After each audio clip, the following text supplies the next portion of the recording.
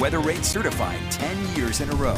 All right, definitely feeling a little like spring out there. Yeah, we love days like this, but hopefully some more activity coming up, right, Alana? There is, and I know a lot of people are going to get that spring fever, but as you kind of take that look at that Lehigh camera, you can see the cloud cover that has moved in. But we don't want to get used to that warmth. We definitely want storms to continue to roll through. And once I show you the February wrap in Salt Lake, you'll understand why. Warmth is holding on as we make it through this work week, but it does start to change. Wet weather's right around the corner, and we have a pattern shift that we're looking forward to. That pattern shift will bring active skies back to Utah and hopefully a more progressive storm pattern. Live look at downtown Salt Lake City. The clouds have pushed in to the West Desert and northern Utah. We do have some haze at the base of the Oakers. Not a surprise. We've been talking about air quality.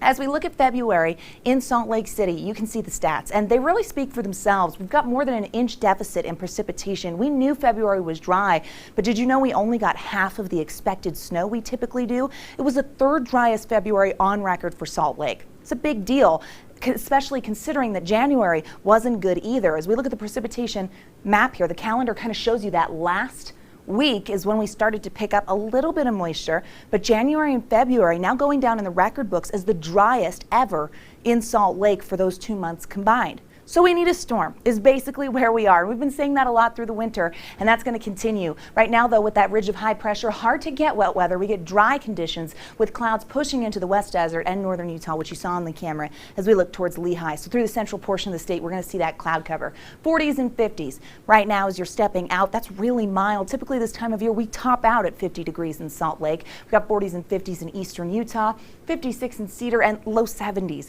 in St. George. The warmth definitely noticeable in the south. Typically this time of year, they're in the low 60s. We've got 50s turning into 40s along the Wasatch Front as we head into tomorrow. Mostly clear skies, but you saw that cloud cover, so partly cloudy for northern Utah, while the rest of the state will see fairly clear conditions.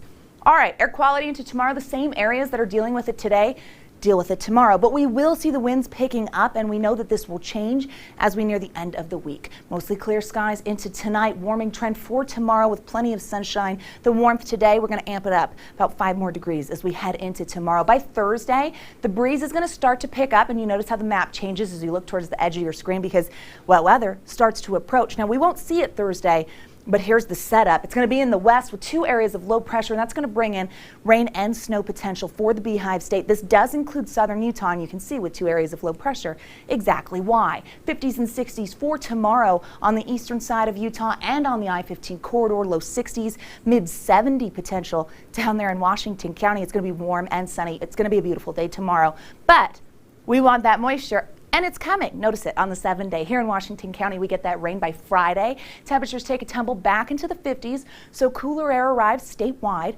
And that chance of rain, yeah, it's there, and it stays for the weekend. So if you're planning, there's your heads up. As you take a look at the Wasatch Front, we get rain on Friday as well. Temperatures go from the 60s to the 50s, down to the 40s by Sunday. Cold enough air should be in place that we see straight snow. This will be good for our mountains. An active pattern, the chance of wet weather sticks around into the beginning of next week.